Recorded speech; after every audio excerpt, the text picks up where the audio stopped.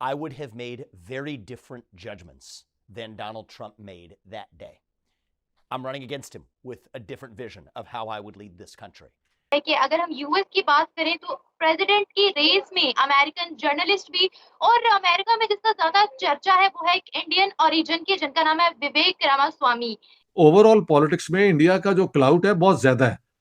एक वजह यह है कि चाइना को काउंटर करने के लिए पाकिस्तान तो नहीं ना इस्तेमाल हो सकता। अमेरिकन पब्लिक पे है। आप इससे अंदाजा लगाएं कि ये एक टीवी शो पे गए थे, उधर होस्ट ने इससे सवाल पूछा सीएनएन पे, इन्होंने ऐसा जवाब दिया कि वो होस्ट की नौकरी चली गई। वो बात तो साबित हो गई ना। और अमेरिका ने ये क्यों लिख के इनको हाथ में दे दिया? क्योंकि वो पाकिस्तान को कोई ज्यादा वो अहमियत नहीं देते, वो इनको अपना मुलाजिम ही समझते हैं। उनके बैंकिंग सेक्टर हो गया, हर चीज उनका डूब रहा है। उनका डेट टू जीडीपी रेशियो हो गया, हर चीज उनका डूब रहा है। डॉलर की वैल्यू हो गई, तो अलायंस उनके टूट रहे हैं। नमस्कार दोस्तों, तो अमेरिका में थोड़े दिन बाद चुनाव होने वाले हैं और चुनाव में सबसे आगे एक इंडियन ओरिजिन के विवेक रामास्वामी सबसे आगे है, जो कि अमेरिका के प्रेसिडेंट बन सकते हैं। उनके चांस बहुत ज्यादा है। अगर ये बन जाते हैं तो पहले भारतीय होंगे जो अमेरिका के प्रेसिडेंट बनेंगे। ये खबर भारत के लिए भी अच्छी खबर होगी कि भारत देश का कोई आदमी अमेरिका का प्रेसिडेंट बन गया है। इस पर पाकिस्तानियों की जली हुई। आप देखे पाकिस्तानियों ने क्या बोला है कि अगर हम यूएस की बात करें तो प्रेसिडेंट की रेस में अमेरिकन जर्नलिस्ट भी और अमेरिका में जिसका ज्यादा चर्चा है वो है एक इंडियन ओरिजिन के जिनका नाम है विवेक रामास्वामी। ये बोला जा रहा है कि ये डिजर्विंग है प्रेसिडेंट की सीट के लिए और सिर्फ विवेक रामास्वामी ही है जो डोनाल्ड ट्रंप को मात दे सकते हैं।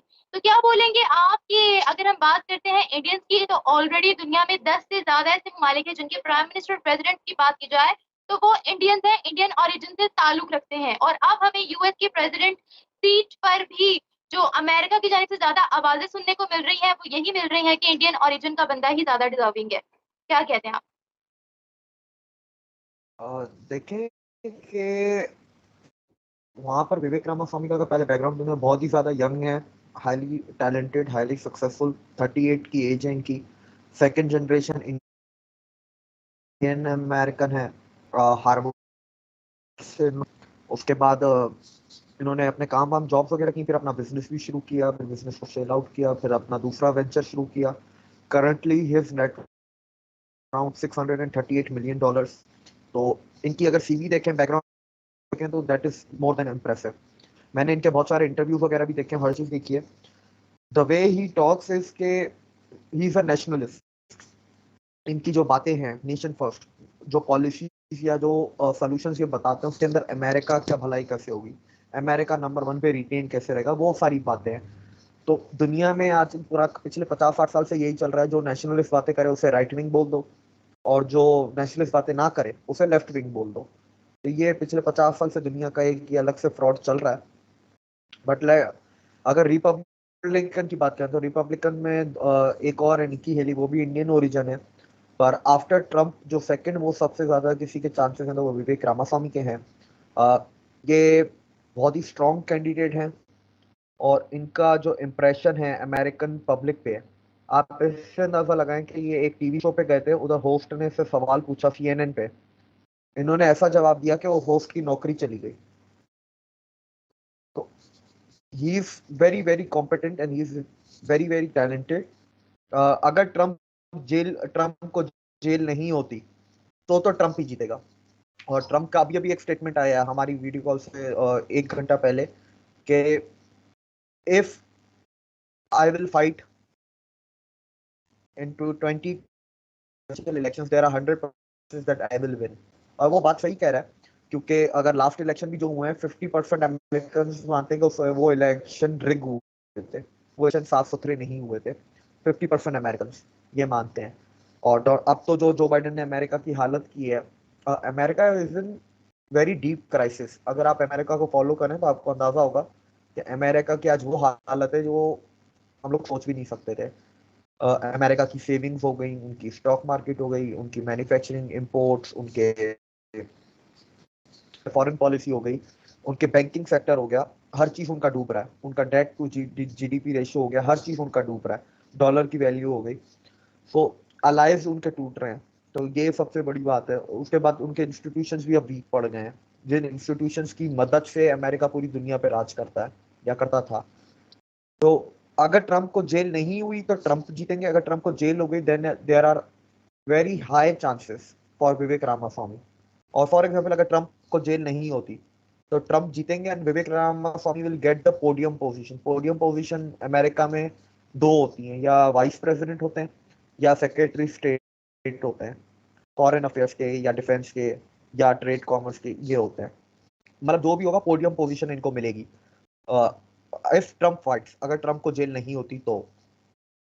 जो मैथ्यू मिलर हैं अमेरिका के स्पोक्स पर्सन, जी उनसे प्रेस ब्रीफिंग के दौरान ये सवाल किया गया, तो ये तो उन्होंने इनकार तो नहीं किया कि जो साइफर है या जो इस तरह की जो यानी डिप्लोमेटिक वो हुई है इंटरेक्शन, लेकिन उन्होंने ये कहा कि भाई हमने कोई साजिश नहीं। लेकिन इसमें ये अभी तक किसी को इनकार नहीं कर रहा कि ये जो टेक्स्ट सामने आया है ये गलत, क्योंकि वो लैंग्वेज उसकी वही है और टेक्स्ट में वही लिखा गया है कि जो पहले इमरान खान पहले से कहते चले आ रहे हैं कि जी उन्होंने ये कहा। तो फिर ये बात तो दुरुस्त हुई ना कि अमेरिका की ये ख्वाहिश थी कि इमरान खान को हटा दिया जाए, वो बात तो साबित हो गई ना। और अमेरिका ने ये क्यों लिख के इनको हाथ में दे दिया, क्योंकि वो पाकिस्तान को कोई ज्यादा वो अहमियत नहीं देते, वो इनको अपना मुलाजिम ही समझते हैं कि ये करो। वरना इस किस्म की बात बहुत मेरे ख्याल से ऑफेंसिव है कि आप एक दूसरे मुल्क की इंटरनल पॉलिसी में इतना बड़ा फैसला करवाने के लिए आप अपना, लेकिन अमेरिकन ये करते रहे हैं। चिली के अंदर इलेक्टेड प्रेसिडेंट थे ऐलान दे, उनको इन्होंने अपना वो एक फोन आ रहा है, क्या ना, लिसन टू इट।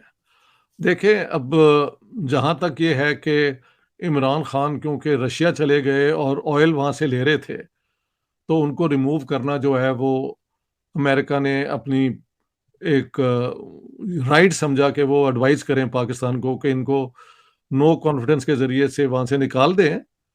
और इंडिया ने अगर वहां से ऑयल खरीदा है तो वहां पे वो चुप हैं, क्योंकि ओवरऑल पॉलिटिक्स में इंडिया का जो क्लाउट है बहुत ज्यादा है।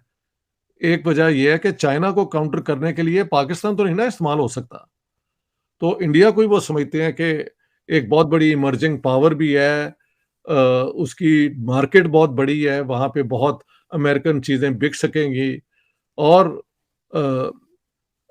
इंडिया जो है सेकुलर डेमोक्रेटिक भी उसी तरह है जैसे यूएस की कॉन्स्टिट्यूशन है।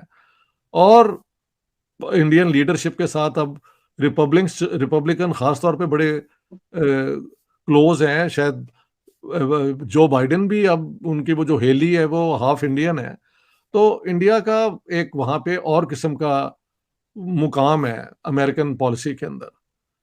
और इंडिया ने कभी टेररिज्म नहीं एक्सपोर्ट किया, ये बहुत बड़ी उनकी अचीवमेंट है ना। पाकिस्तान ने तो हर किस्म का पंगा ले लिया और बाद में पता लगा कि किसी जोगे नहीं है गए, तो अब जो है उधार लेते फिरते हैं। तो जो उधार लेता फिरता है वो उसका क्या कोई इज्जत होती है मुआशरे के अंदर? ये Pakistan India should not be compared in such situations.